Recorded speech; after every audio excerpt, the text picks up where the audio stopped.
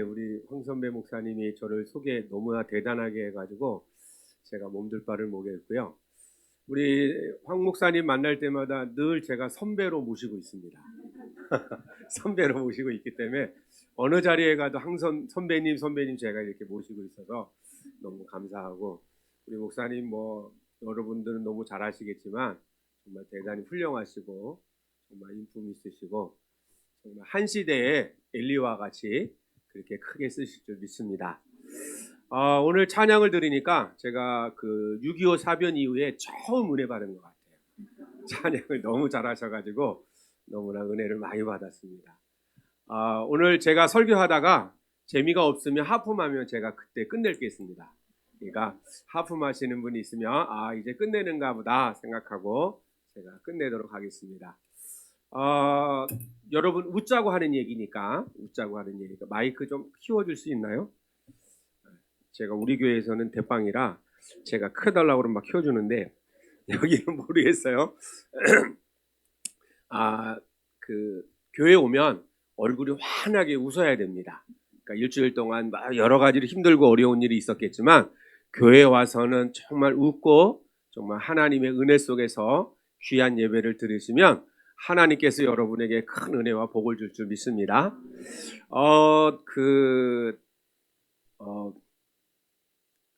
라면하고 참기름이 싸웠어요. 너무 막 심하게 싸워가지고 참기름이 라면을 고소를 했어요. 그래가지고 경찰서에 들어가게 됐는데, 왜 참기름하고 라면하고 싸웠는데 왜 참기름이 고소했을까요? 그렇지 고소해가지고. 우리 교회는 잘 모르던데 여기 더암교회는 잘 하시네. 예, 목사님이 하셨나봐. 그래가지고 이제 경찰서에 가서 조서를 받는데 참기름이 고소를 했는데, 이제 라면이 이제 들어가면서 라면이 또 참기름을 고소를 했어요. 왜 고소했을까요? 라면이 불어서. 참기름이 뭐가 잘못됐다는 걸 불어가지고, 웃지 못하는 사람은 나중에 집에 가서 물어보세요. 왜 라면이 이렇게 고소를 했는지. 라면하고 참기름하고 경찰서 유치장에 있는데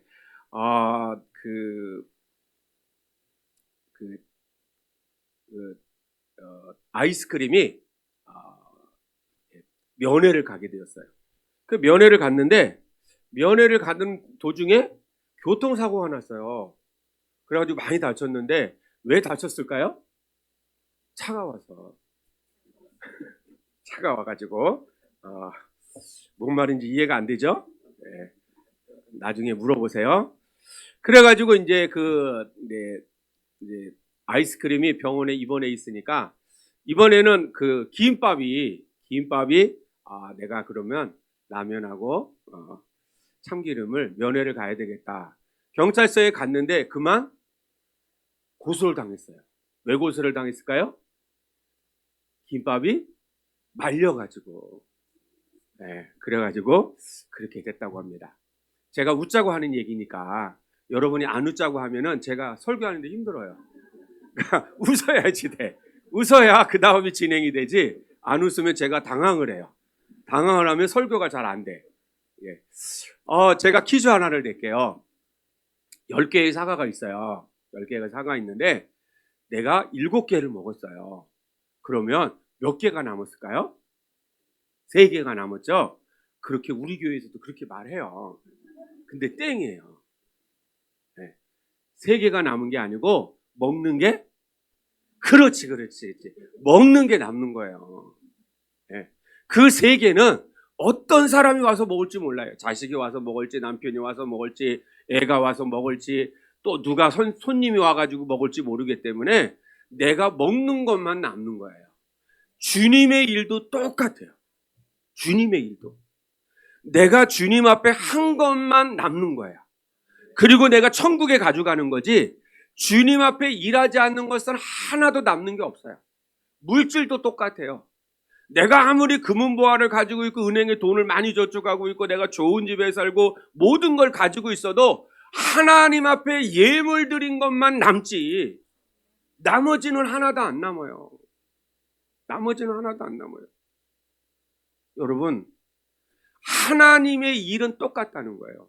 이 세상 것은 모두 다 이 땅에 내려놓고 가지만 내가 하나님의 나라에 갈 때는 내가 하나님 앞에 열심히 기도한 것, 열심히 봉사한 것, 열심히 사명 감당한 것, 열심히 하나님 앞에 한 것만 남지, 내가 하나님 앞에 하지 않는 것은 다 이 땅에다 내려놓고 하나님의 나라에 들어갔을 때는 하나님이 어떻게 우리에게 물어보신다는 거예요. 너 뭐 하다 왔니? 그러면 내가 하나님 앞에 기도도 못했어, 봉사도 못했어, 내가 가지고 있는 물질도 하나님 앞에 드리지 못했어. 그러면 아무것도 남는 게 없어요. 10년 만에 신혼부부가 10년 만에 아이를 가졌어요. 그 아이를 가져가지고 아이를 10달 동안 뱃속에 있다가 낳았는데 이 아이를 어떻게 키웠으면 좋을까? 10년 만에 나왔으니까 얼마나 귀해요. 그러니까 이 아이를 어떻게 키울까? 고민하다가 이 아이에게 어떻게 해요? 내가 해줄 수 있는 것도 해주지만 먹는 걸 잘 먹여야 되겠다. 그래가지고 이 세상에 가장 똑똑하고 지혜로운 사람이 누구일까 생각을 하다가 아인슈타인이 생각내가지고 아인슈타인처럼 그렇게 훌륭하게 키웠으면 좋겠다 해서 이 아이에게 어떻게 해요? 어렸을 때 모유를 띄고 나서 제일 먼저 준 우유가 아인슈타인 우유야. 아인슈타인처럼 키우고 싶어서. 이게 엄마의 마음이에요. 그 유치원에 들어갈 때쯤 되니까 이 아이가 도저히 아인슈타인처럼 안 클 것 같아. 내가 봐도 아닌 것 같아. 그래서 우유를 바꿨어요. 서울대로 가라고 해서 서울 우유로 바꿨어. 서울 우유로. 그래가지고 어떻게 해요? 초등학교 들어가면서부터 이 아이가 어떻게 해요? 이 서울대는 못 들어갈 것 같아. 그래서 우유를 바꿨어요. 무슨 우유로? 그렇지. 연세 우유로 바꿨어. 연세 우유로. 야, 어떻게 이렇게 잘하세요? 그래가지고 초등학교를 졸업하고 중학교 때쯤 갈 때쯤 되니까 이 아이가 연세대는 못 갈 것 같아. 그래서 다른 대학이라도 들어가라고 우유를 바꿨어요. 무슨 우유로? 그렇지. 건국우유로 바꿨어. 건국우유로. 서울에 있는 건국우유로. 그래가지고 중학교를 졸업하고 고등학교 좀 들어갈 때쯤 내가 도저히 건국대도 못 들어갈 것 같아. 그래서 무럭무럭 자라라고 해서 우유를 바꿨어요. 무슨 우유로? 남양우유? 매일우유로 바꿨어. 매일우유로. 여러분, 이 아이가 내가 뭘 먹여가지고 그렇게 자란다고 하면 뭘 못하겠어요. 여러분들은 우리 아이들에게 뭘 먹여야 돼요? 하나님의 말씀을 먹여야 돼요. 그래야 이 아이가 하나님의 말씀을 먹고 무럭무럭 자라서 하나님 앞에 가장 귀하게 쓰임받지. 여러분, 기도는 사라져요? 안 사라져요? 안 사라집니다. 내가 기도한 것은 반드시 하나님이 기억하시고 내가 기도하는 것을 하나님이 반드시 금대접에 담아서 천사가 오르락 내리락 해요. 내가 예수 믿고 하나님의 자녀가 되면 하나님이 우리에게 붙여주는 게 있어요.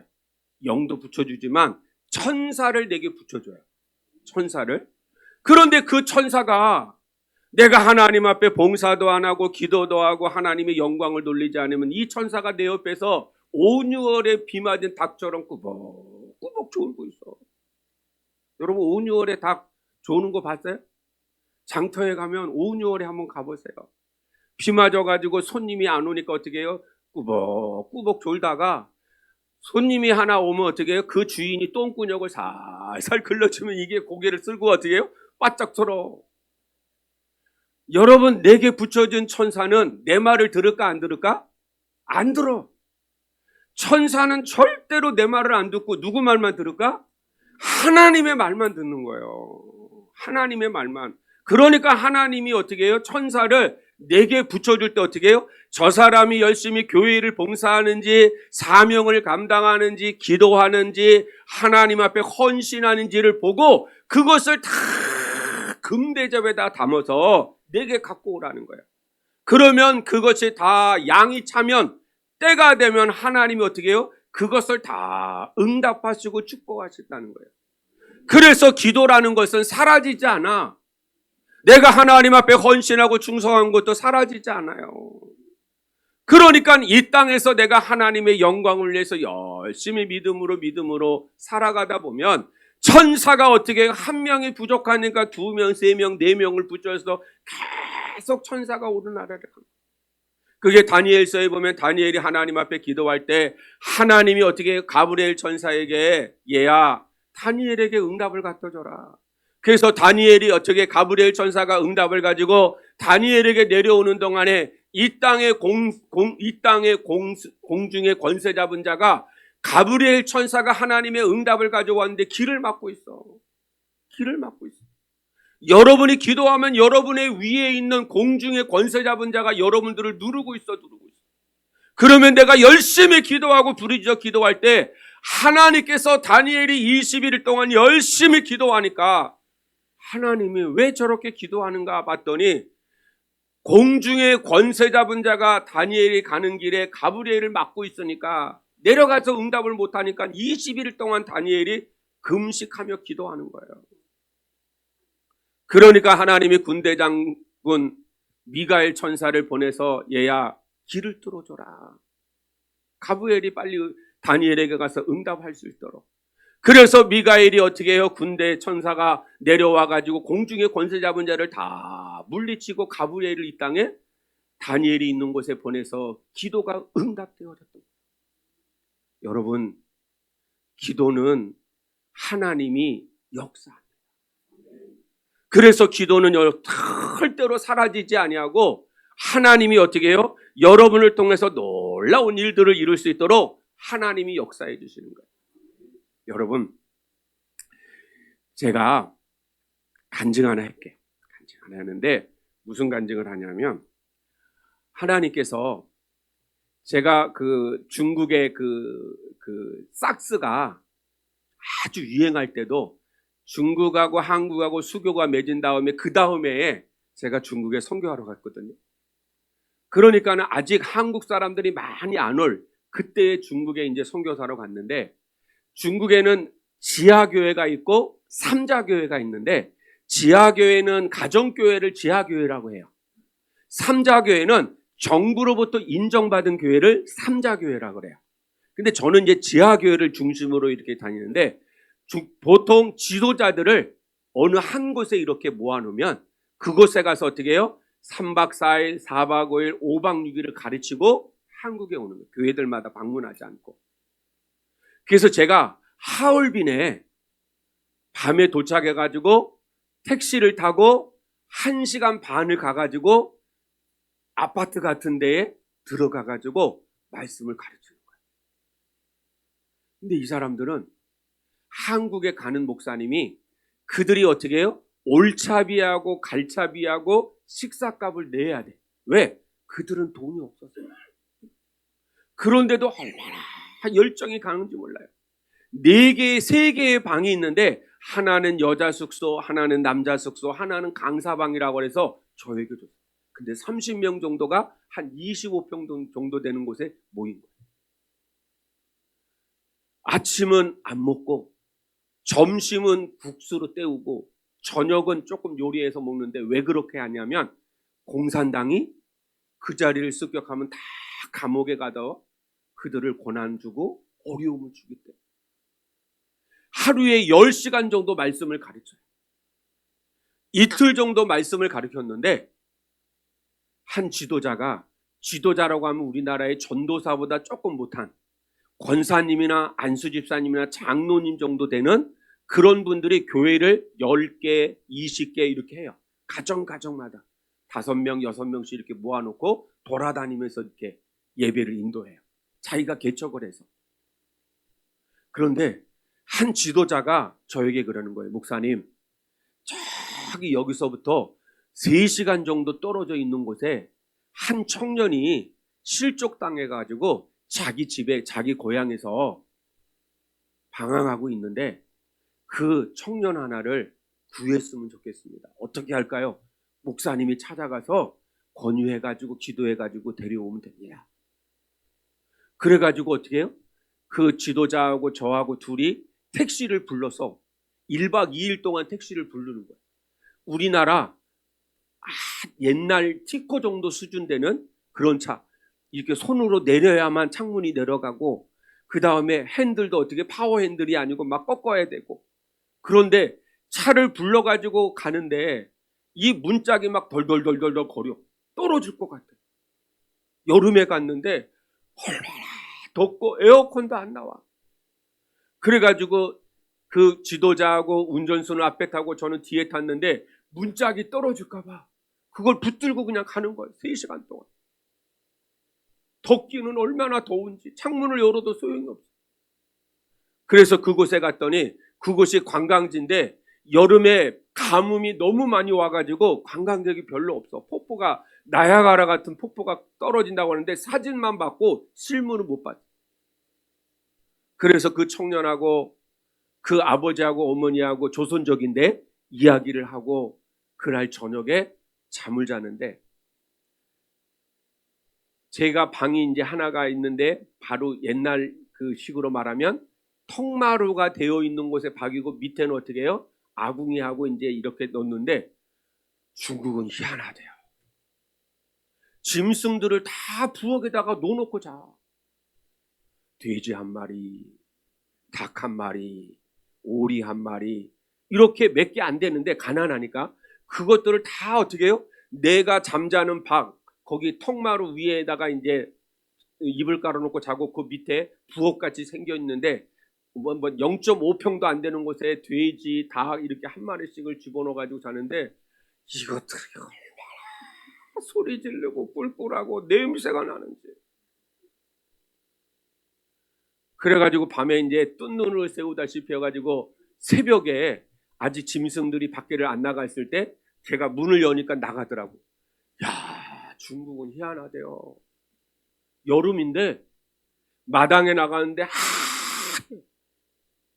너무너무 하얘. 야, 중국이란 나라는 땅도 크더니 여름에도 눈이 오는가 보다 했더니 어떻게 해요? 자세히 봤더니 막 꿈틀꿈틀 거리네. 그 조사해 봤더니 그게 어떻게 해요? 재래식 화장실이 마당 건너편에 있는데 거기서 어떻게 해요? 밤새도록 올라와가지고 마당을 다 뒤집어 엎었어.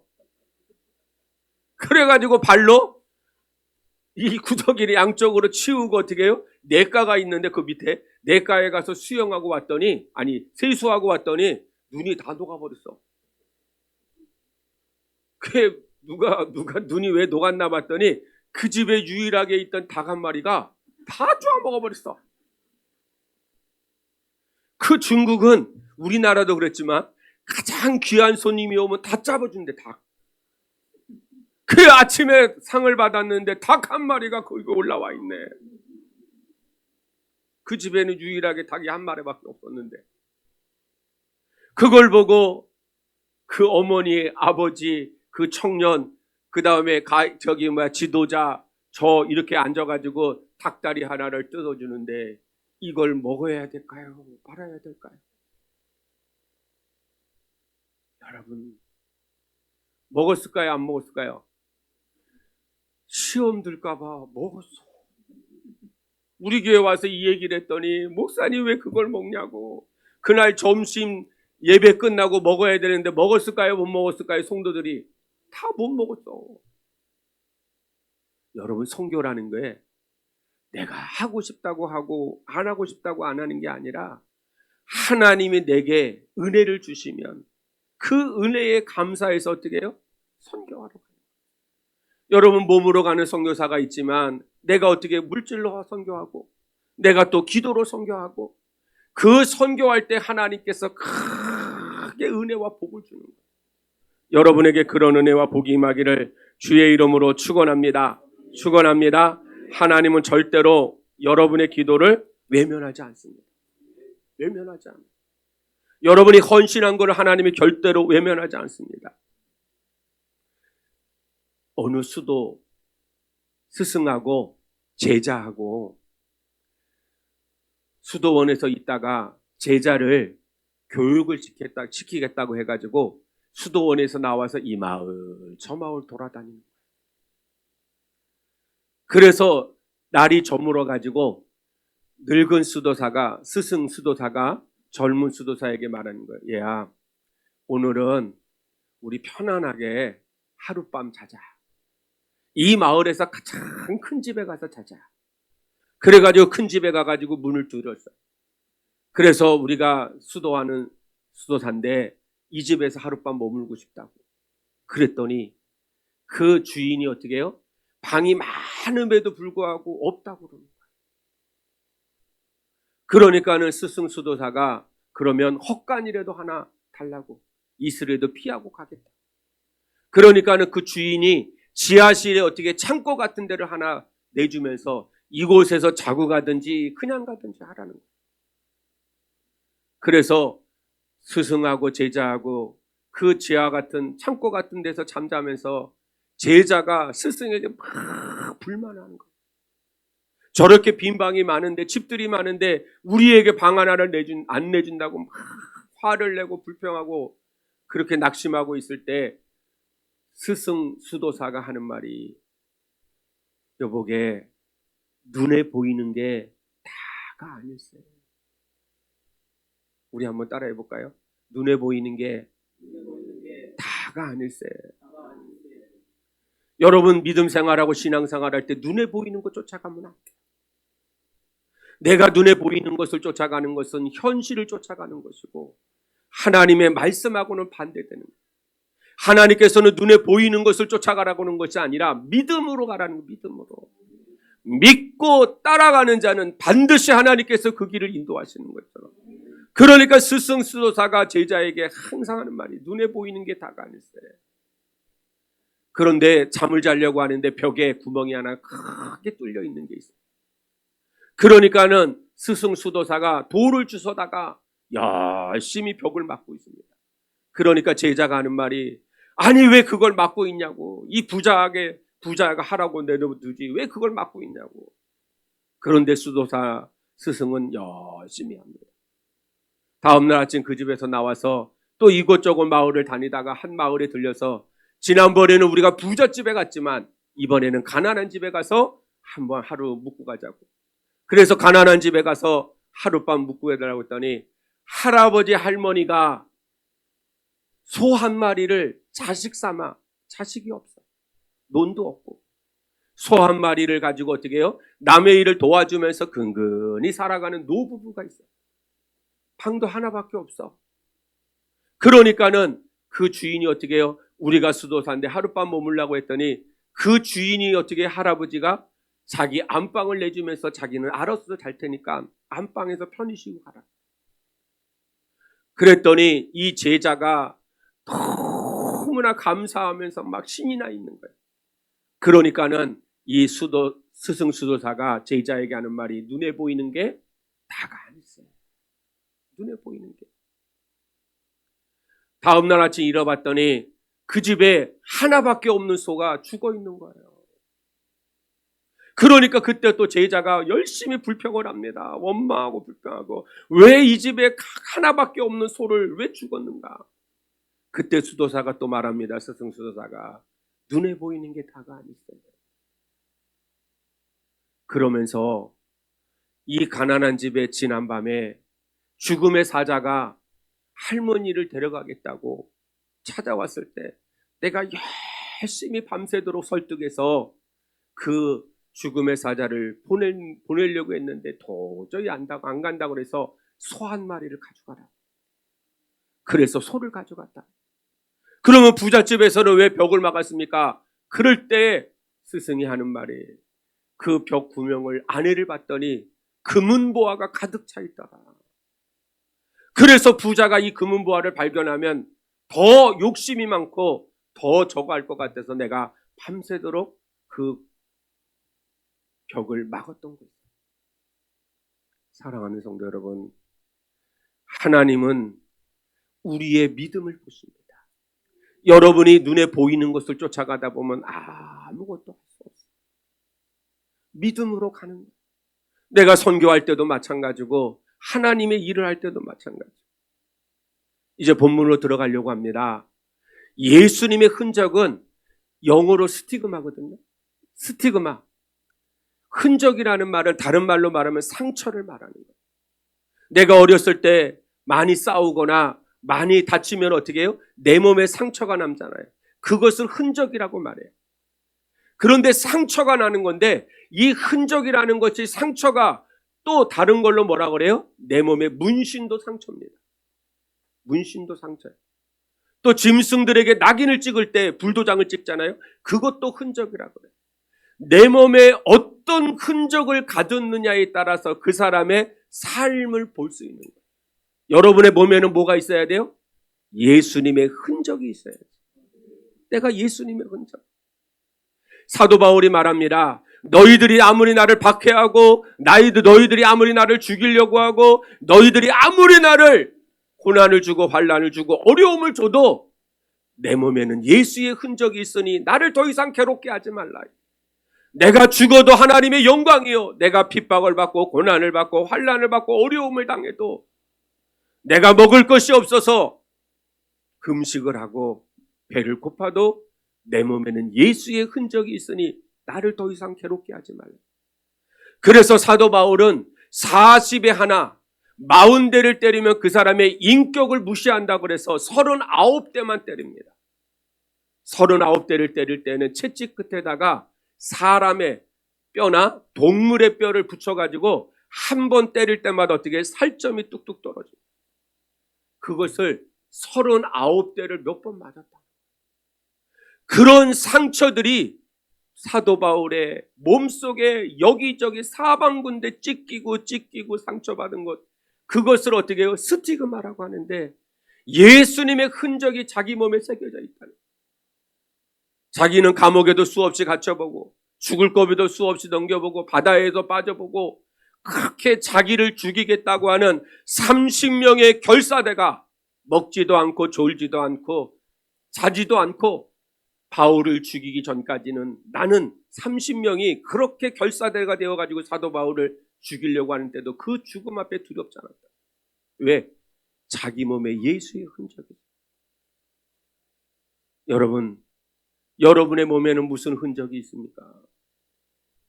세상에서 상처받은 흔적? 아니면 다른 상처? 여러분, 그것도 다 흔적을 말할 수 있지만 여러분의 몸속에 예수의 흔적을 가질 때 비로소 나는 어떻게 해요? 내 안에서 기쁨이 일어나고 내 안에서 즐거움이 일어나고 내가 주님의 일을 하는 것이 기뻐하고 내가 하나님의 영광을 위하여 일할 때 더 감사와 기쁨이 나요.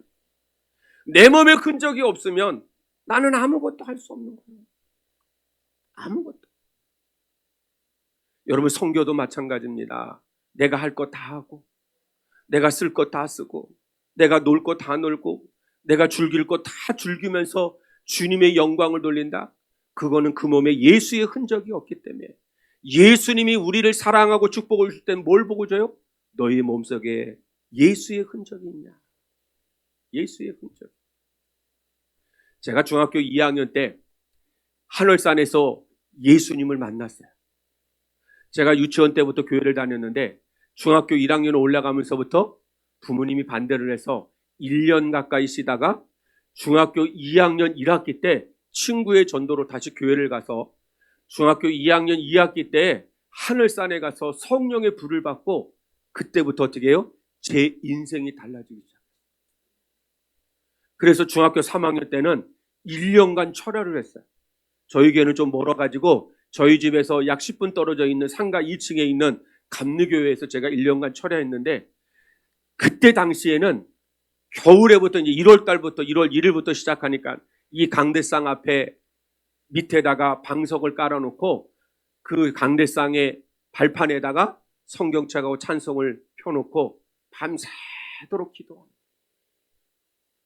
처음에는 교회 문을 열고 들어가면 권사님, 집사님 몇 분이서 밤새도록 기도합니다. 그분들이 똑같이 해요. 근데 중학교 3학년 아이가 기도하러 오니까는 권사님, 집사님들이 얼마나 기특하겠어요. 제가 성령의 불을 받았지만 제가 하나님 앞에 어떻게 1년간 철야하겠다고 그렇게 다짐을 하고 하는데 쉽지 않더라고요. 1년간 철야를 하는데 처음에 들어가서 한 30분 기도하다가 눈을 뜨고 어떻게 말씀을 읽다가 찬양을 하다가 말씀을 읽다가 찬양을 하다가 졸림을 엎어서 자고 또 깨워가지고 또 기도하고 목사님이 새벽 예배를 종을 칠 때 일어나가지고 자기 자리에 들어가서 또 예배 드리고 이제 집으로 가서 학교를 가는데, 여름에 하나님이 제 마음에 금식을 하라고 하는 마음을 주시는 거야.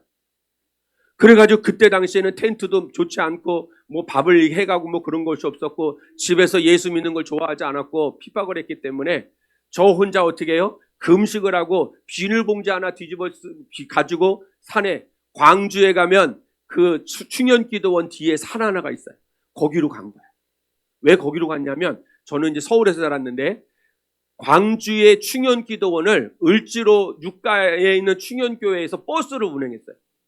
그 버스를 타고 그 기도원에 가서 그 다음에 산에 올라가 가지고 비를 하나 뒤집어 여기 쳐놓고 금식을 하는 거예요. 3일째가 됐는데 얼마나 비가 오는지 몰라요. 얼마나 비가 오는지. 금식을 해서 배도 고프고 또 비바람이 몰아치니까 춥기도 하고 밤에 얼마나 무서운지 몰라요. 4일째 되던 날 더 이상 굶으면 안 될 것 같아. 그래가지고 하나님 앞에 기도했어요. 하나님, 도저히 이제 더 이상 금식을 못하겠어요. 하나님, 먹을 것을 주세요. 그랬더니 하나님이 지혜를 주더라고요. 산꼭대기에 억지로 올라가가지고 연기 나는 곳을 찾아봤어요. 연기 나는 곳에, 산에서 연기 나는 곳이 어딜까요? 절간. 절간이 보이는 거예요. 절간이. 그게 제 생각에, 제가 절에를 한 번도 가본 적이 없고 절에서 먹은 것도 없고 아무것도 없는데, 제가 하나님이 주시는 지혜를 가지고 연기가 끝나면 내려가라, 그런 생각이 들더라고요, 저에게. 그리고 전갈에 들어가면 그 주방은 맨 뒤에 있을 거라고 저는 생각이 드는 거예요. 왜? 주방이 맨 앞에 와 있지는 않잖아요. 그렇다고 대웅전 옆에 있는 것도 아닐 것이고, 그러니까 맨 뒤에 있을 것 같아. 그리고 또 주방에서 일하는 사람은 막내 중이 일할까요? 고참이 할까요? 그렇지, 그렇지. 어떻게 잘 알아? 막내 중이 할 것 같아. 그래가지고 어떻게 해요? 밥을 얻어 먹어야 되는 게, 제가 그것이 밥을 얻어 먹어야 되니까 무조건 밥을 얻어 먹어. 어떻게 쓰든지 밥을 얻어 먹어야 되니까 주지 스님한테 가가지고, 제가 이런 학생인데 밥 한 끼 얻어 먹으러 왔습니다. 그랬더니 주라고 했을까요? 안 주라고 했을까요? 주라고 했으면 얼마나 좋겠어요. 없다고 그랬어, 없다고. 그래도 여기서 포기하면 돼야 안 돼요? 안 되지. 어떻게 잘 알아? 안 돼서 어떻게 맨 그 대웅전 뒤에 집 한 채가 있는데 그곳에 갔더니 아니나 다를까 주방에 막내 중이 열심히 이제 요리를 하면서 밥을 하고 있는 거예요. 그래서 말했어요. 제가 이런 학생인데 밥 좀 주세요. 아직 주지 스님이 다른 스님들도 안 먹었어. 그러니까는 막내 중이 뭐라고 그랬어요? 자기에게 권한이 없으니까 주지 스님에게 가서 허락받고 오라고. 제가 얘기했죠. 얘기하고 왔다고. 얘기하고, 주라 안 주라는 말은 안 하고, 제가 얘기는 했으니까 거짓말은 아니죠. 주라고 한 건 아니고 얘기하고 왔다고 하니까 그 중이 뭐라 그래요? 아, 주라고 하는가 보다 해가지고 어떻게 해요? 밥하고 반찬 몇 개를 주는 거예요. 그게 제가 느낌이 안 좋을 것 같아. 그래서 빨리 먹고 가야 될 것 같아가지고 큰 그릇이 있냐고 그랬더니 큰 그릇이 있다고 주더라고요. 밥하고 반찬을 몇 개를 담아가지고 비비기 시작하는데, 인양에 얻어먹을 거 어떻게 얻어먹어야 돼요? 고추장 있냐고. 그 고추장도 또 뭐 해야 돼요? 그렇지, 그렇지. 참기름 있냐고. 그걸 담아가지고 어떻게 막 비벼가지고 막 입에다가 막 몇 숟갈 넣는데 누가 왔을까? 그렇지, 주지가 왔어요. 주지가 와가지고 제 뒤통수를 치면서, 여러분 용서하세요. 이 새끼 누가 밥 주라고 했냐? 주지도 무섭대. 근데 거기서 밥을 먹어야 돼요? 안 먹어야 돼요? 먹어야 돼. 나는 밥 먹으러 왔으니까.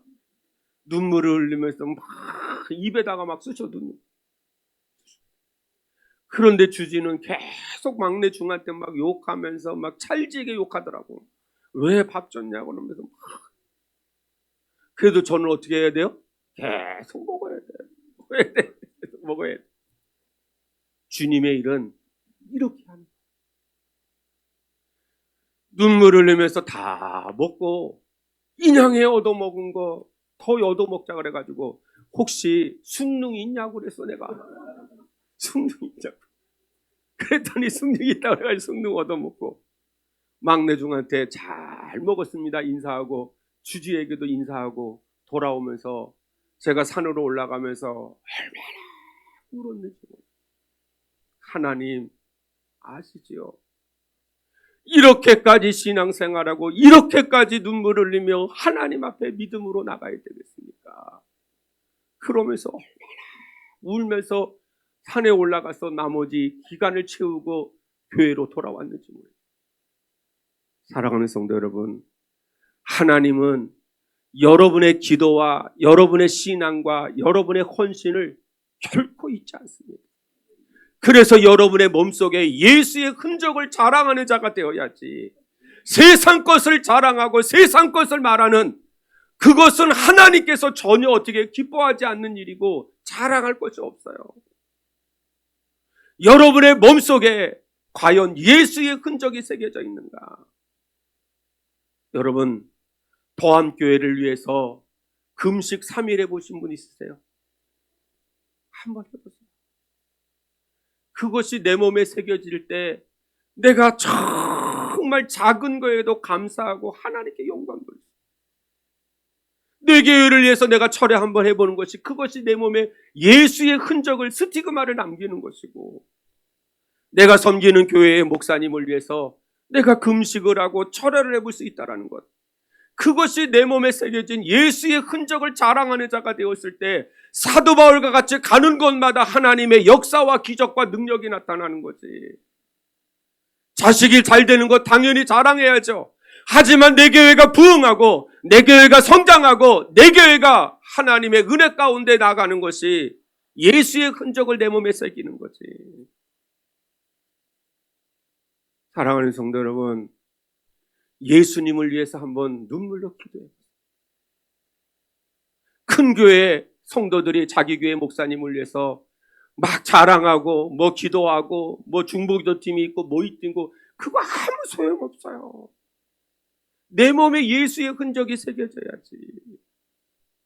어렸을 때의 상처만 새겨지고 내가 문신을 해가지고 눈만 아름답게 하는 것이 그런 흔적이 아니라, 하나님이 원하시는, 사도 바울은 자기 자신을 위해서 흔적을 새긴 적은 한 번도 없어요. 그 모든 것을 다 배설물로 여겼어요. 로마의 시민권을 다 배설물로 여겼죠. 최고의 학문인 철학을 졸업했어도, 철학을 공부했어도 철학의 그 자신을, 사도 바울을 미치게 만들 정도로 그렇게 능통했던 그가 철학도 배설물로 여겼어요. 그가 가말리엘 문화생으로서, 지금으로 말하면 서울대 법대를 나와서 검사로서 열심히 잘 나가던 그가 그 모든 것을 다 배설물로 여기고, 예수님 때문에 내가 금식하고 예수님 때문에 내가 지하 감옥에 갇히고 예수님 때문에 39대를 매맞고 예수님 때문에 굶고 잠 안 못 자고 그렇게 했던 것을, 여러분, 사도 바울은 착고라는 말 알죠? 착고라는 말이 우리가 지금 흔히 생각하는 수갑 아니에요. 착고는 넓은 판자가 있다면 구멍, 발이 들어갈 정도로 구멍을 뚫어놔요. 그 안에다가 두 발을 집어넣고 재우는 건데, 그냥 그렇게만 그렇게 구멍만 뚫어놓고 발만 집어넣어서 못 움직이게 한다면 얼마나 편해요. 그게 아니고 원을 뚫어놨으면 원 옆에다가 새 조각이나 동물 조각을 붙여놔요. 조금만 발이 움직여도 피가 나고 상처가 나요. 그래서 잠을 못 자는 거예요. 그걸 착고라고 말하는 거예요. 그걸 수도 없이 어떻게 해요? 감옥에 갇혀서 그런 모든 상처를 하나님 앞에 어떻게 해요? 예수의 흔적을 내 몸에 새겼다. 그렇게 말하는 거예요. 제가 아까 절간에 가서도 밥 얻어 먹었다고 그러잖아요. 제가 예수님 때문에 자랑은 아니고요. 예수님 때문에 내가 금식을 하고 하나님의 은혜를 사모하면서 그 비누를 하나 쳐놓고 비바람이 몰아치는 그 산속에서 기도할 때 누구를 위해서 기도했겠어요? 제가 섬기는 교회를 위해서, 내가 섬기는 교회의 목사님을 위해서 얼마나 기도를 많이 했겠어요. 중학교 3학년이 죄를 지으면 얼마나 좋겠어요. 얼마나 인생을 살았으면 살았겠어요. 그러나 그것이 내 몸에 예수의 흔적을 새겼기 때문에 여기 와서 여러분들에게 이야기를 할 수 있는 거예요. 내가 교회를 위해서 작전기도 해보고, 내가 목사님이 성령에 충만하고 은혜가 충만하고 하나님의 역사와 능력이, 목사님의 그 기도가 나의 마흔의 삶을, 나에게 하나님 질병을 고쳐주는 그런 능력 있는 주의 종이 되기 위해서는 내가 금식도 하고 기도도 하는 그런 예수의 흔적이 내 몸에 새겨졌을 때 비로소 하나님이 나를 들어 세워주시고 그에게 하나님이 축복하시고 인도하시는 거예요. 사랑하는 더함교회 성도님, 내 몸에 예수의 흔적을 새기길 바랍니다. 여러분, 주일날 교회에 나오는 것을 쉽게 생각합니다. 내가 교회에 가서 출석해서 그 자리에서 내가 하나님께 영광을 돌리면서 내가 하나님 앞에 믿음으로 나아갔습니다. 여러분, 예배가 회복이 되지 않으면 인생도 회복이 되지 않습니다. 예배가 병이 들면 내 인생도 병 들어가는 거예요. 세상에서 아무리 잘 돼도 어느 날 갑자기 요엘서에 보니까 팥종이가 와서 모든 과일나무와 채소를 다 먹었는데 그 팥종이가 지나도 별거 없을 텐데 메뚜기가 와서 또 다 먹는 거예요. 메뚜기가 지나가면 더 이상 없을 것 같은데 또 누시 와가지고 다 먹는 거예요. 누시 지나가고 나니까 이번 어떻게 팥종이가 와서 또 다 먹는 거예요. 황충이가 참.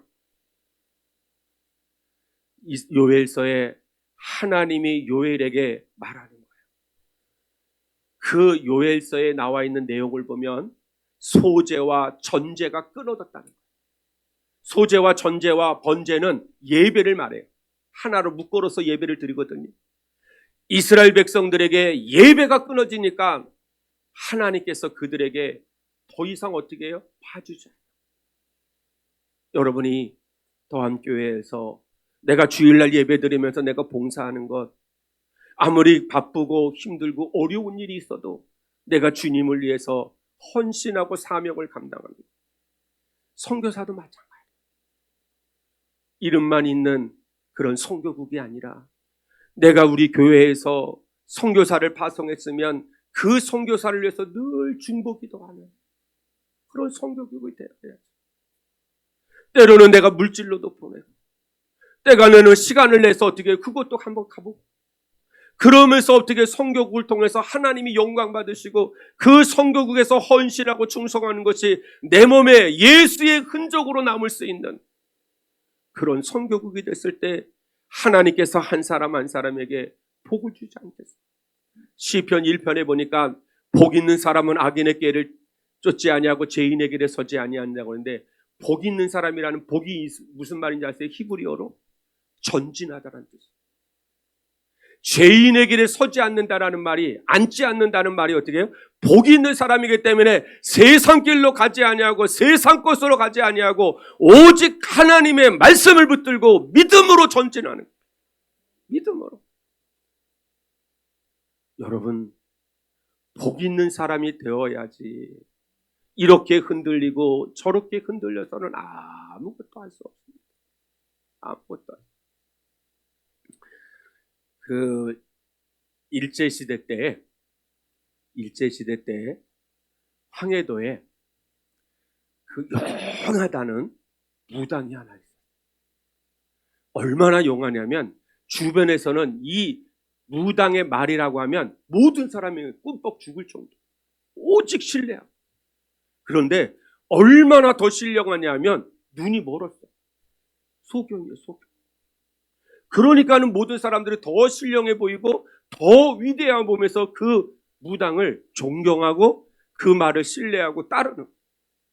그런데 여자 무당이 아니고 남자 무당이에요. 남자 무당을 뭐라고 해요? 어떻게 잘 알아?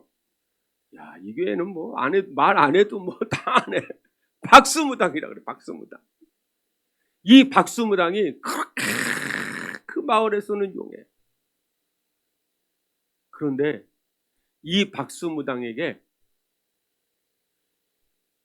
구슬하는데, 길거리에서 구슬해가지고 귀신을 불러 모으는데 그날따라 귀신이 안 내려와. 대나무가 흔들리고 방울 소리가 흔들려야 되는데 안 흔들려. 그러니까 땀을 뻘뻘 흘리면서 안 되는 거예요. 그런데 그곳에 지나가던 선교사 하나가 있었는데, 선교사 사모님도 선교사인데 그 선교사 사모가 전도하러 여기저기 다니다가 무당이 굿한다 그래가지고 그곳에 와서 멀찌감치 구경을 하는 거예요. 그러니까 선교사 때문에 그렇게 자랐던 귀신이 와가지고 대나무를 흔들고 방울을 흔들어야 되는데 안 흔들리니까 땀만 뻘뻘 흘리고 그렇게 있으니까 이 선교사가 더 있으면 안 되겠다 하면서 한마디만 하고 떠나갔어요. 예수 믿고 구원받아라. 자식 망치지 말고. 이럴 때 그러고 떠났는데 저쪽에서 보니까 자기가 섬기는 귀신이 벌벌벌벌 떨고 있는. 그때서야 벌벌벌 떨고. 그래가지고 굿이 다 끝나고 집에 와가지고 잠을 자는데 도저히 잠을 잘 수가 없는 거예요. 왜 내가 섬기는 귀신이 떨었을까? 내가 섬기는 귀신이. 그리고 그 선교사가 서양 사람인데 그 사람이 왜 그 말이 그렇게 귀에 쟁쟁하는 거예요? 예수 믿고 구원받아. 자식 망치지 말고 예수 믿고 구원받아. 그 말이 밤새도록 귀에 걸리고 왜 내가 섬기는 귀신이 떨었을까? 그러다가 새벽에 뜬 눈을 세워가지고 아침에 선교사가 있다는 곳에 무럭무럭 가가지고 도대체 내가 섬기는 귀신이 왜 떨었느냐? 당신이 믿는 그 예수가 누구냐? 그랬더니 예수님을 믿어야 구원받는다. 그러니까 이 박수무당이 내가 10원을 줄 테니까 그 예수 좀 나에게 팔라고. 뭔 말인지도 몰라가지고 웃지도 않아. 10원 줄 테니까 예수 팔으라고. 그래야 내가 지금 떨고 있는 그 귀신 섬기는 것보다 떨지 않는 당신이 믿는 그 예수를 내가 사고 싶다고 그래가지고 10원을 준다고 그랬더니 그 선교사가 이거는 파는 게 아니라 당신이 말할 때 자식 미래를 망치지 말고 예수 믿고 구원받으라고 그러는데 그 말이 뭐느냐 그랬더니 당신이 예수 믿고 구원받으면 당신의 자녀도 잘 된다. 근데 이 박수무당에게는 얼마나 용하고 돈이 많았냐면 땅도 많고 집도 있고 첩이 둘이나 있어. 돈 마누라가 하나가 있는데 첩이 둘이에요. 그러니까 얼마나 돈을 많이 벌었겠어요. 그래가지고 이 박수무당이 그래, 내가 섬기는 귀신이 저 사람이 섬기는 신을 또 앞에서 떨었는데 내가 저 신을 내가 믿어야 되겠다. 그리고 자식의 길을 망치면 안 되지 해가지고 예수님을 믿기로 작정하고 이 눈이 멀어 소경이니까 교회에서 열심히 예수님 믿는. 하루는 이 여자 선교사한테 찾아왔대요. 선교사님, 첩은 어떻게 할까요? 물어보더래. 여러분 어떻게 해야 돼요? 버려야 된다 그랬대. 그래가지고 첩 둘을 버렸대요. 니들 갈 길로 가라. 그래가지고 열심히 교회에서 하는 거 무당 다 때려치고 자기가 믿었던 신이 떨고 있는데 그 신을 믿으면 뭐 하겠어요? 재미난 얘기 해줄까요? 저도 어렸을 때부터 저희 아버님이 제사 지냈거든요. 어머니가. 제가 하루는 생각을 해봤어요. 여러분 제사 지낼 때 대문 열어놔요? 안 열어놔요? 왜 열어놔요? 들어오라고. 그러면 대문도 못 열고 들어오는 귀신을 섬겨야 돼요? 난 그거 생각해봤어. 그게 궁금해. 초등학교 3, 4, 유치원 3살, 4살 된 아이도 문 열고 들어와. 그러면 그 3살, 4살마다 못해. 여러분이 안 그러겠지만 제사 지내는 사람이. 그리고 마당에 빨랫줄이 있으면 걷어요, 안 걷어요? 왜 걷어요? 못 걸리지 말라고. 날라 들어와요. 못 걸리지 말라고. 빨랫줄도 하나 피해서 못 오는 그 귀신 믿으면 뭐 할 거예요? 그 복 죽었어요, 그게? 그래가지고 이제 지방을 세워놓고 음식을 장반하면 절을 할 때마다 꼭 젓가락을 2번 두들겨가지고 이쪽으로 옮기고 저쪽으로 옮기고 막 해요. 왜요? 골고루 먹으라고. 한 살만 돼도 지 맘대로 먹어. 손잡아가지고. 여러분 그런 기적 아무 의미도 없다니까. 그 다음에 이제 다 끝난 다음에 이제 불 끄고 나가. 왜 나가요? 문 닫고? 그 밥 잤었으니까 쉬고 가라고. 아니 꼭 불 끄고 쉬고 가야 돼? 제가 그걸 생각을 하면서 이 박수무당이 결단한 것이 정말로 결단한 거예요. 어느 날 선교사님이 우리 교회도 건축을 합시다. 이제 성도들도 얼마가 이제 많이 부흥했으니까 건축합시다. 우리 기도해 주세요. 그리고 하나님 앞에 우리 건축 헌금도 합시다. 근데 너무나 가난한 시절이라 헌금할 수 있는 사람이 없어요. 박수무당이 어떻게 했을까요? 무당짓에서 돈 번 돈? 그걸 하나님 앞에 바쳤어요.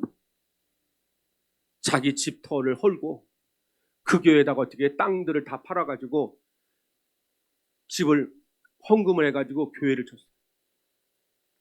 이제는 자기는 어떻게 해요? 조그만 학구방 같은 거 하나 얻어가지고 아들하고 살아. 그런데도 너무너무 기쁜 거예요. 너무너무 기쁜 거예요.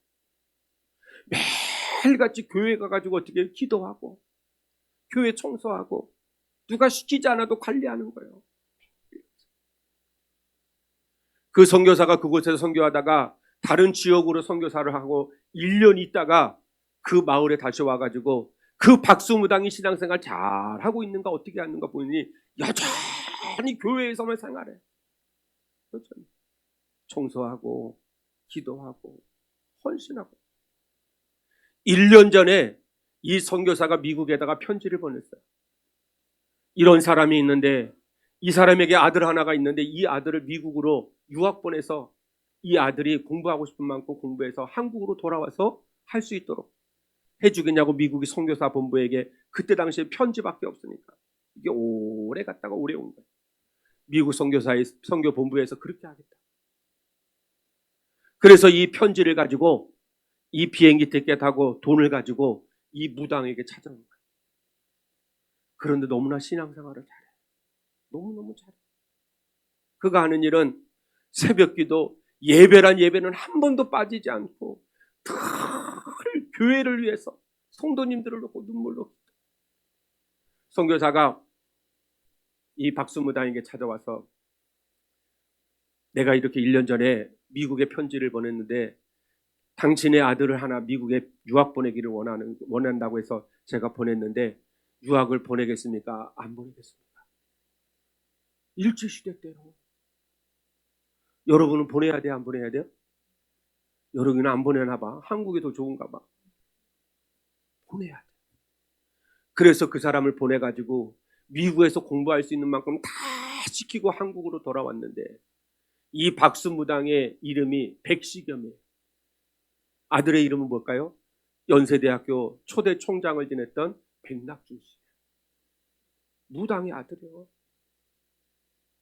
아버지 백시겸의 그 몸속에 새겨져 있는 예수의 흔적을 보고 하나님이 그 가정을 축복하시기 위해서 그 하나밖에 없는 아들을 미국 유학을 보내서 거기서 박사가 되어서 한국에 돌아와서 연세대학교 총장을 지냈던 백낙준 씨. 그분이 바로 무당의 아들. 사랑하는 성도 여러분, 내 몸에 예수의 흔적이 새겨져 있는 자는 하나님이 결코 잊지 않냐고. 반드시 때가 되면 하나님께서 그 가정을 복을 주시고 그의 자녀들에게 하는 은혜와 축복을 주는 것을 믿으시길 주의 이름으로 축원합니다. 결코 하나님이 없대요. 여러분, 모세의 몸에도 예수의 흔적이 새겨져 있거든요. 스티그마. 히브리서 11장 23절에서 26절에 보면 모세가 애굽의 금은보화보단 하나님의 백성으로 하나님의 상주심을 바라보고 하나님께서 어떻게 해요? 애굽에서 왕노릇하는 것 금은보화보단 하나님의 백성들과 고난받기를 즐거워하고 하나님 앞에 어떻게 해요? 모든 공주의 아들이라는 칭함을 다 거절했다. 그러니까 하나님이 모세를 호렙산에서 불러내십니다. 공주의 아들이라는 칭함을 거절하고 하나님의 백성과 고난받기를 즐거워하고 애굽의 금은보화보단 하나님 앞에 상 주심을 바라보고 믿음으로 나갔던 모세의 마음속에는 그 예수의 흔적이 어떻게 해요? 그것을 통해서 새겨져 있는 거예요. 여러분의 몸속에도 예수의 흔적이 새겨져 있으면 하나님 앞에 보여주세요. 하나님께서 그 예수의 흔적을 보고 스티그마를 보고 모세를 세워 애굽의 200만의 백성을 가나안 땅으로 인도했던 것처럼 나라와 민족을 살렸던 지도자로 세웠던 것처럼 하나님이 여러분들을 결코 헛되이 되지 않아요. 여러분의 기도, 여러분의 신앙생활, 여러분이 하나님 앞에 헌신했던 것을 내 몸에 한번 새겨보세요. 내 몸에. 그러면 하나님께서 여러분들에게 필요에 따라서 이른비와 늦은비를 주셔서 여러분들이 하나님께서 30배, 60배, 100배의 결실을 맺을 수 있는 그런 은혜와 복이 임할 줄 믿습니다. 사람이 사람을 만나면 무슨 일이 일어날까요? 역사밖에 안 일어납니다. 사람이 사람을 만나봐야 역사밖에 안 나와요. 그런데 사람이 하나님을 만나면 어떻게 될까요? 기적이 일어납니다. 우리 옆 사람과 한번 인사해볼까요? 사람이 사람을 만나면 역사밖에 안 나와요. 그러나 사람이 하나님을 만나면 기적이 일어납니다. 기적을 체험하기를 원하시면 아멘. 여러분 아멘으로 화답했다면 기적이 일어날 수 있도록 하나님을 만나야 돼요. 그런데 하나님을 만나는 사람들은 공통점이 있어. 뭐가 있을까요? 내 몸에 예수의 흔적이 있는가. 교회를 위해서 눈물로 기도했던 그 시간이 내 몸에 예수의 흔적으로 남고 내가 교회를 위해서 헌신하고 충성했던 것들이 하나하나가 쌓여서 예수의 흔적으로 남고 내가 섬기는 목사님이 그 입에서 나오는 말씀이 나를 살리고 내 혼과 영과 관절과 골수를 찔러 쪼갤 수 있는 능력 있는 말씀이 되어서 나를 살리려고 하면 내 영이 살아나고 내 환경이 살아나고 내 마음이 살아나려면 주의 종을 위해서 기도해야죠. 저희 교회 성도님들에게 제가 항상 하는 말이 있어요. 저희 교회도 크지 않아요. 목사가 3년 정도 설교하면 바닥난다. 더 이상 거기서 거기야. 제 수준이 거기밖에 안 돼. 그러니까 목사가 세미나를 가고 기도하러 가면은 여러분들이 열심히 갔다 오라고 해야 된다. 그러면서 뭘 해야 돼요? 기도만 해요? 기도만 해. 우리 더함교회는 기도만 하나 봐. 나는 우리 교회에서 얘기해요. 목사님 갈 때 맛있는 거 사드시면서 열심히 공부하라고, 열심히 기도하라고, 이렇게 용돈도 챙겨줘라. 그러면 권사님들이 많이 해요. 젊은 집사들은 안 해. 권사님들이 자기 호주머니, 요즘에 우리 권사님들은 보면 어떻게 해요? 치마도 입고 바지도 입는데 꼭 속고쟁이에서 돈을 꺼내. 속고쟁이에서. 그것도 속고쟁이에다가 핀을 찔러가지고 돈이 안 빠지도록. 그렇게 해가지고 어떻게 해요? 이 겉에를 바지를 이렇게 막 내려 앞으로. 내리면 이제 속바지만 보이잖아요. 그러면 거기에서 꼬쟁이에서 핀 빼가지고 돈을 5만 원짜리 하나 주면서 목사님 맛있는 거 사드시면서 기도하고 오세요. 그렇게 하고. 그러면 제가 세미나 가가지고 그 권사님을 위해서 기도할까요? 안 할까요? 하죠. 네, 하죠. 제 마음에 그 권사님이 새겨져요. 하나님, 그 권사님 건강을 주시옵소서. 자녀들이 잘 되는 복을 주시옵소서. 하나님의 은혜가 충만하게 하여 주시옵소서. 그런 역사가 일어날 수 있도록 기도하는 거예요. 여러분이 웃지 않으니까 또 웃는 얘기 하나 해줄까요? 그 집에 닭이 3마리가 있었어요. 할아버지, 할머니가 있는데 큰 농장을 했는데 그만 다 병이 걸려가지고 죽고 3마리밖에 안 나요. 그래서 이름을 붙였어요. 하나는 닭대가리, 하나는 닭순이, 닭돌이 이렇게 3개의 이름을 붙여가면서 자식 삼아 살아가요. 그런데 그 집에 귀한 손님이 찾아왔어요. 대접할 거라고는 아무것도 없어요. 그래서 그 중에 하나 가장 미련한 놈을 하나 잡아야 되겠다. 닭들을 보면서 이렇게 얘기하는 거예요. 너희 중에 가장 미련한 놈을 잡아서 내가 손님을 접대할 테니까 그렇게 알아라. 내가 질문을 해야겠다.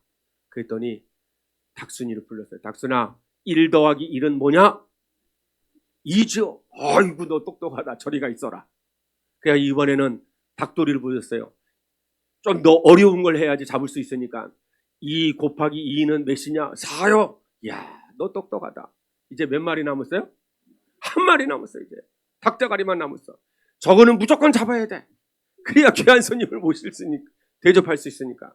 그래서 숫자를 냈습니다. 459 곱하기 237 더하기 329 더하기 572는, 그래도 닭대가리가 뭐라고 그랬겠어요? 여러분처럼 몰라요. 그러면 잡히는 거잖아요. 그러니까 닭대가리가 하는 말이, 여봐라, 물 끓여라. 그랬다고 합니다. 여러분, 주님의 일은 내 몸에 흔적을 새기면서 일하는 겁니다. 편하게 신앙생활하면 내 몸에 새겨지지가 않아. 내가 40일 동안 작정 기도를 하면서 많은 어려움도 있고 힘든 일도 있고 즐거운 일도 있지만 끝까지 40일 작정 기도하고 나면 그것이 내 몸에 하나의 흔적으로 남아서 이것을 예수님 앞에 자랑합니다. 예수님, 내 몸에도 예수의 흔적이 있습니다. 사도 바울 마음속에, 사도 바울의 몸속에 예수의 흔적을 새긴 것처럼 모세의 그 마음에, 그 몸에 예수의 흔적을 새겨 하나님 앞에 쓰임받은 것처럼 나도 내 몸에 예수의 흔적을 새기기를 원합니다. 그러면서 눈물로 기도하며 헌신하며 순종, 때로는 내게 분이 넘치도록 하나님 앞에 드립니다. 하나만 간증하고 마치도록 하겠습니다. 아직도 하품 많은 사람이 없어서 하나 더 해야 될 것 같아요. 춘천에 가면 한마음교회가 있어요. 지금으로부터 한 40년 된 이야기입니다. 실제로입니다. 춘천에 가면 한마음교회가 있는데, 이 한마음교회는 그때 당시에는 전도사님이 그 교회를 개척을 해가지고 전도사님이 이렇게 목회를 할 때입니다. 그 교회에 이제 한 1, 2년 돼가지고 성도님들이 이렇게 와가지고 이제 한 20, 30명 모여 있을 때 그 권사님 한 분이 계시는데, 그 권사님이 그냥 평범하게 신앙생활. 누구처럼? 남양주의 선민교회처럼. 우리 교회가 선민교회예요. 여기 더함교회는 아닌 것 같아. 그런데 이제 그 집에 새 들어 사는 엿장수 하나가 있어요. 엿장수. 말이 엿장수지, 그때 당시에는 넘마주의 알죠? 큰 바구니 하나 뒤에다가 메고 큰 찌개 가지고 이제 골목골목 다니면서 이제 그 고물을 뒤에다가 주워가지고 이제 파는. 이 넉마주의가 있는데, 이 넉마주의는 아들만 셋이 있고 부인은 없어요.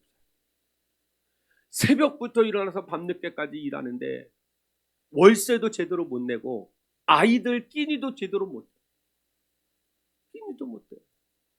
애들 옷 사주는 건 뭐 상상도 못 하고, 아빠가 이렇게 주워 오는 걸 가지고 그 중에서 나은 것, 몸에 맞는 것을 빨아가지고 아이들에게 입힐 정도니까 그 생활이 말이 아니죠. 근데 그 집 주인이 권사님이에요. 교회를 다니는 걸 아는데 왜 저 권사님은 아무것도 아닌 것 같은데 저렇게 집 짓고 저렇게 잘 살까? 그리고 나는 성실하고 부지런하고 열심히 일을 하는데 나는 왜 이렇게 못 살까? 월세도 못 내고 아이들도 제대로 못 입히고 제대로 학교 공부도 못 시키고. 그러다가 이 사람이 생각을 해봤어요. 아, 저 권사님에게 특별한 거 하나 있는데 교회 가는 것이 특별하구나. 그러면 교회가 어떤 곳인가 생각하다가, 아, 교회 가면 나도 이 집주인처럼 먹고 살 수 있겠다 생각을 하고 그 권사님에게 이야기를 했어요. 권사님, 나 교회 가도 돼요? 여러분에게 물어볼게요. 교회 가도 돼요? 더함교회? 네, 몇 사람만 대답하는데 그 권사님도 대답을 안 했대요. 왜? 엿장수가 자기네 교회 오는 게 부담되는 거예요. 왜? 너무나 가난하니까. 그리고 자기 집에 월세 살고. 그래서 그 엿장수가 또 물어봤대요. 권사님, 나 교회 가도 돼요? 여러분, 교회 가도 돼요? 예. 이렇게 그 다음에 대답을 했대. 그러면 여러분 같으면은 몇 시에 어디로 나와 계시면 제가 모시고 갈게요. 이렇게 해야 되는데 이 엿장수가 또 물어보는 거예요. 몇 시에 교회 가야 돼요? 여러분들 대답 안 하잖아. 지금 이렇게. 교회 몇 시에 가야 돼요? 그렇지, 11시에 가야 돼. 그럼 어떻게 가야 돼요? 이렇게 해가지고 얘기해가지고는 안 돼. 그러니까 어떻게? 여기 가만히 계시면 옷 입고 그 시간에 여기 나와 있으면 나하고 함께 가자고. 이렇게 얘기했으면 되는데 아무 말 안 했대. 그래서 그 교회가 어디 있는지를 아니까 엿장수니까 뭐 골목을 돌아다니니까 11시 시간 전에 어떻게 해요? 그 교회를 갔대. 그래서 맨 뒷자리에 앉아가지고 예배를 드리는데 예배가 될까요? 안 될까요? 안 돼. 처음 교회 간 사람이 뭐 설교가 들어오겠어요? 뭐 찬양이 들어오겠어요? 뭐가 들어오겠어요? 아무것도 안 들어오더래. 예, 설교가 다 끝나고 광고 시간에 광고 여기저기 막 하는데 마지막 하나가 딱 들어오대요. 저녁 예배에 오면 복 받습니다. 이 사람은 뭘 때문에 온 거예요? 복 받으려고 온 거니까. 신앙이 없고 믿음이 없으니까 복 받으려고. 그래가지고 끝나고 나서 집에 가서 권사님을 또 찾아가지고 물어봤대. 권사님, 저녁에는 몇 시에 드려요? 왜 이렇게 물어봤을까요? 이 사람이 초등학교도 안 나와가지고 글씨를 몰라. 숫자도 몰라. 그러니 뭐 주보가 있으면 무슨 소용이 있고 간판이 있으면 무슨 소용이 있어요. 저녁 예배 오면 복 받는다고 하니까 그것만 자기 소리에 들리더래. 그러니까 권사님한테 찾아간 거예요. 권사님, 저녁에는 몇 시에 드려요? 여러분에게도 물어볼게요. 더함교회는 몇 시에 드려요? 그렇지. 이렇게 얘기해야지. 오후 2시에 드립니다. 그러니까는 권사님 그때 당시에는 7시에 보통 드렸으니까 7시에 드립니다. 그랬더니 어떻게 해요? 7시에 맞춰가지고 또 교회를 갔어요. 다른 얘기는 아무것도 안 들어오고 전도사님이 광고 시간에 또 한마디 나가죠. 새벽기도 드리면 복 받습니다. 이 말만 들어오더라. 그러니까 새벽기도 가야 돼, 안 가야 돼? 가야지. 인양 믿기로 한 거니까. 뭐 복 받으려고 하는 거니까. 그래서 권사님한테 또 찾아갔대. 새벽 예배 몇 시에 드려요? 여기만 대답하고 여기는 아니는 대답 안 하네. 전도하려면 내 몸에 예수의 십자가의 흔적을 새겨졌을 때 전도가 되는 거예요. 여러분, 여기처럼 말을 안 했대. 또 엿장수가 물어봤대. 여기가 뭐면 얘기해야지. 몇 시에 새벽 예배 드려요? 그렇게 했대. 그 새벽 예배를 가는데 일찍 가가지고 좀 앉아 있어야 되겠다 해서 5시에 예배를 드렸는데 4시 반에 갔대. 4시 반에. 그랬더니 전도사님이 종을 치고 있더래. 성도가 한 30-40명 되는데. 그 전도사님한테 물어봤대요. 왜 전도사님 종을 치고 계세요? 전도사님이 성도들도 있는데. 그랬더니 오늘 잡사가 시험 들어가지고 안 나와가지고 종 안 친다 그랬대.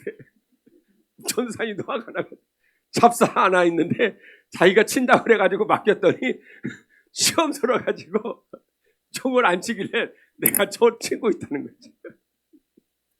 이쪽은 웃지도 않아. 자기가 같아가지고. 그래가지고 이 사람은 뭐 해야 되니까?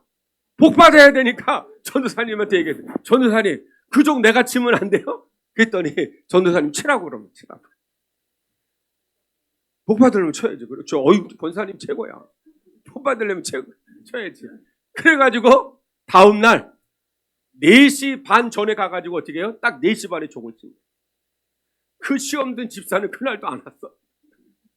그 아예 전도사님이 이 엿장수에게 치라고 한 거예요. 수요일날 새벽 예배를 드리는데 설교는 안 들어와요. 아예 설교는 안 들어오고 성경도 어디 있는지 찾아보지도 못하고 글씨를 봐도 뭐 모르니까.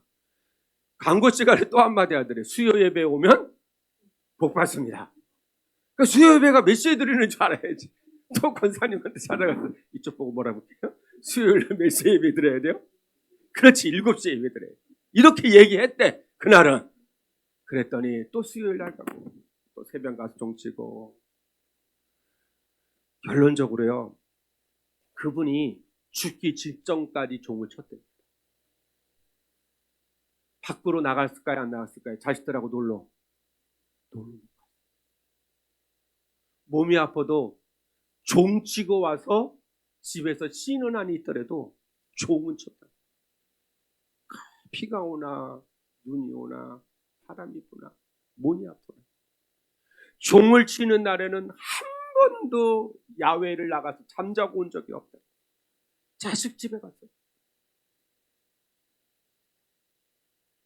그렇게 3년이 흘렀는데 자기 통장에 보니까 논 2마지기하고 밭 서마지기 살 수 있는 돈이 모아졌대. 이럴 때 다른 데서 막 박수도 치고 막 감사하던데 다음 교회는 박수도 안 치고 째려만 보고 있고. 아, 복 받았어요 안 받았어요? 받았어. 그 새벽 증거 예배만 다른 거 예배만 드린 거야. 예배만. 새벽 증치고 목사님이 하라는 건 어떻게 해요? 고무장소 안 나가고 그냥 열심히 교회 일 한 거예요. 그냥 글씨도 몰라 숫자도 몰라 그냥 막 한 거예요. 그게 3년이 되니까 논 2마지기하고 밭 서마지기 살 수 있는 돈이 생겨가지고 너무 기뻐가지고 전도사님이라고 그러면 하나님처럼 섬기니까 그 모은 돈 가지고 어떻게 해요? 전도사님한테 갔대요. 전도사님 이거 어떻게 할까요? 논 2마지기하고 밭 서마지기 살 수 있는 돈인데 사고 싶어가지고. 여러분 집 없는 사람이 집 사는 게 소원이 아니에요? 소원이에요. 땅 없는 사람이 땅 사는 게 소원일까 아닐까요? 소원이요. 그러니까 이 사람은 한 번도 그런 적이 없어요. 그랬더니 전도사님이 딱 한마디 하더래. 자식을 위해서 하나님 앞에 심으십시오. 그 말에 3년 동안 무조건 예만했던 그 보물장수가 시험 들어가지고 전도사님 얼굴 보고 그냥 나와버렸어요. 기도도 안 받고 집에 가가지고 그냥 밤새도록 울었대. 한숨도 못 자고 새벽 예배에 가가 새벽 기도 새벽 종을 쳤을까요 안 쳤을까요? 그래도 새벽 종을 치러 갔대야. 그리고는 그 논 2마지기하고 밭 서마지기 살 수 있는 돈을 전도사님한테 드리면서 전도사님 우리 자녀 잘 된다고 한 거 사실이죠? 그거 믿어도 되죠? 그렇게 하나님이 반드시 자녀들 잘 되게 할 거라. 그래서 하나님 앞에 심고 그 다음에 내려와가지고 열심히 또 고무장수합니다.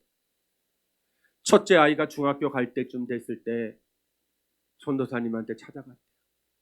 그때 당시에는 중학교 가는 것도 어렵지만 고물장수가 아들이 중학교 간다는 것은 소가 웃는 일이 그런 상황이었을 때 전도사님한테 가서 전도사님 우리 아이가 중학교에 가야 되는데 보내야 될까요? 말해야 될까요? 보내라. 하나님이 책임질 거예요. 결론적으로 첫째 아들은 목사가 됐습니다. 둘째 아들은 교수가 됐습니다. 셋째 아들은 해군 장교가 됐습니다. 하나님이 복을 주시지 아니하면 어떻게 그런 일이 가능합니까? 그러니까는 이 고물장수는 나중에 장로님이 되어서 돌아가셨는데 이 장로님이 고물장수는 자기 몸에 어떻게 해요?